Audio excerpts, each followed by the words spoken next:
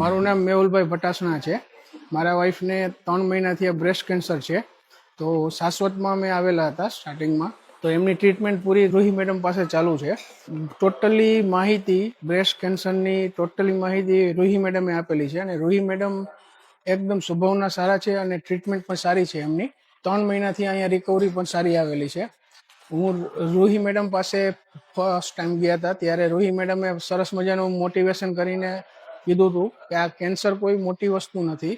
અત્યારે 2026માં અત્યારે બહુ સામાન્ય બધી લેટેસ્ટ ટેકનોલોજીથી થઈ ગઈ છે, એટલે બહુ ખાલી નામ મોટું છે, બાકી રોગ સામાન્ય થઈ ગયો છે.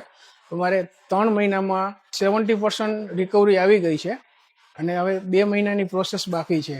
કેન્સરથી બીવાની કોઈ પણ જાતની જરૂર નથી અને શાશ્વત અત્યારે સૌથી રાજકોટમાં લેટેસ્ટ કેન્સરમાં ટ્રીટમેન્ટમાં સારી હોસ્પિટલ છે અને રૂહી મેડમને સમજાવવાની સ્ટાઇલ એકદમ નોર્મલ છે, જેથી સામેવાળી દર્દીને કોઈ પણ જાતનું ડર ફીલ ન થાય. એમને મોટિવેશન આપે છે કે જેથી કરીને તે મેન્ટલી સ્ટ્રોંગ બને. શાશ્વત હોસ્પિટલની ટીમ વર્કની વાત કરીએ તો શાશ્વતમાં ટોટલી મેડિકલ ઓફિસર, તેમના સ્ટાફ તેમજ એમના ડોક્ટર્સ તમામ કોઓપરેટિવ છે અને તેમનું ટોટલી વર્તન બધી રીતે સુટેબલ છે અને તે કોઓપરેટિવ કરે છે અને રાતે ગમે ત્યારે પણ તમારે જરૂર પડે તો તે અહીંયા સાથે હોય જ છે.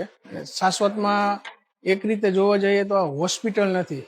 અહીંયા આવો છો એટલે તમને ટોટલી ફેમિલી જેવું અને ઘર જેવું ફીલ થાય છે. તે રીતે અહીંયા સ્ટાફ પણ એટલો કોઓપરેટિવ રહે છે સાથે.